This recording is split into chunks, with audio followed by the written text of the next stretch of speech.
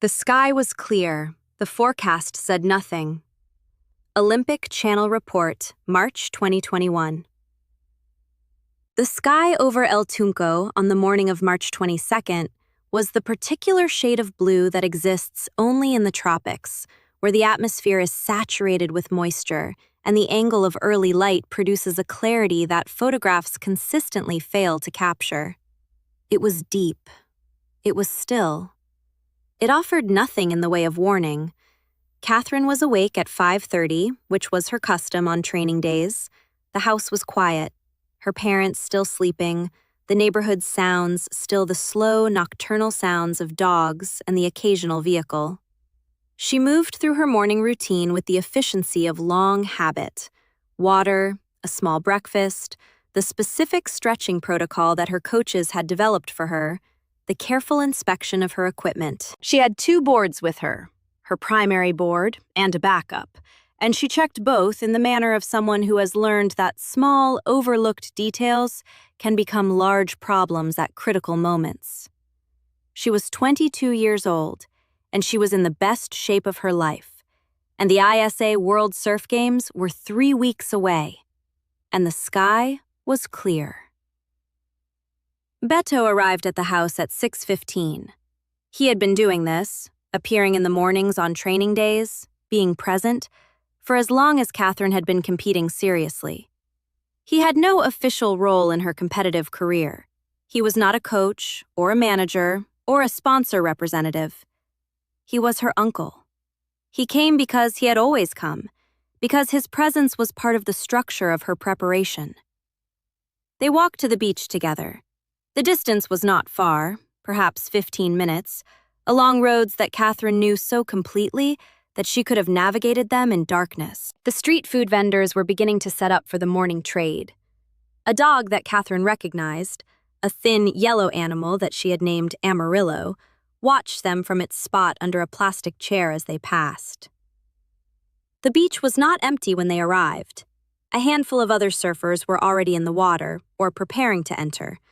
The swell was moderate, perhaps 1.5 meters, perhaps slightly larger on the better sets, and the offshore wind was doing what offshore winds do at this hour, glassing the water's surface, making the waves stand up clean and hold their shape longer before breaking. The conditions were good. Not exceptional, but good enough for productive training.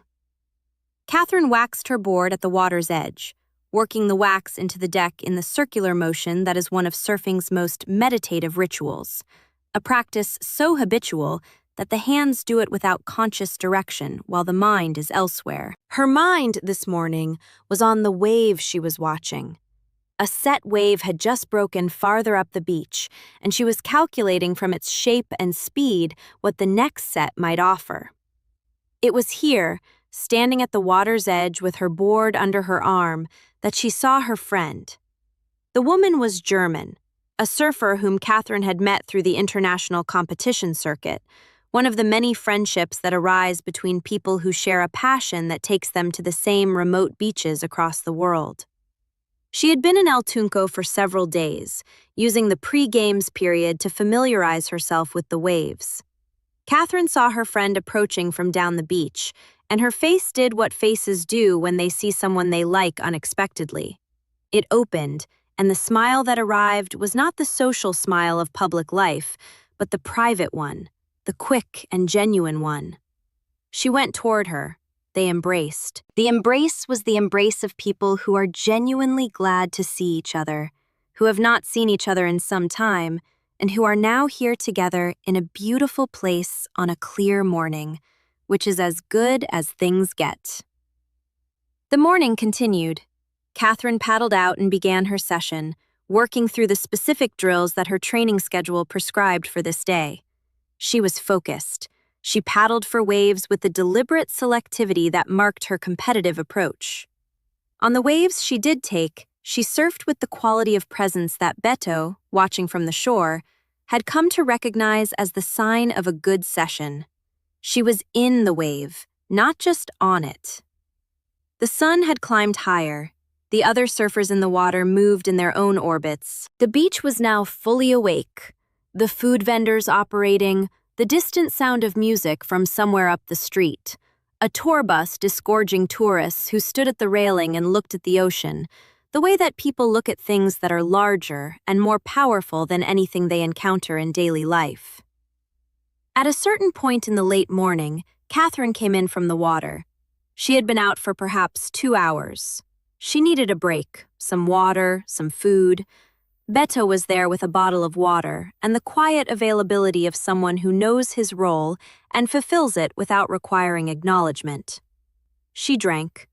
She sat on the sand for a moment, looking at the water, in the way she always sat on the sand looking at the water. Not resting, but observing, reading what the ocean was doing, storing information. The sky remained clear. The German friend came up from the water around the same time. They talked about the waves, about the upcoming competition, about something else that neither Beto nor anyone else present would later remember specifically, which is the nature of ordinary conversation. It leaves no particular trace because it was not remarkable, because it was simply two people talking on a beach in the morning, which is one of the things that people do when they are alive and things are ordinary. Catherine reached out to hug her friend again, the second embrace of the morning, the casual physical affection of people who are comfortable with each other.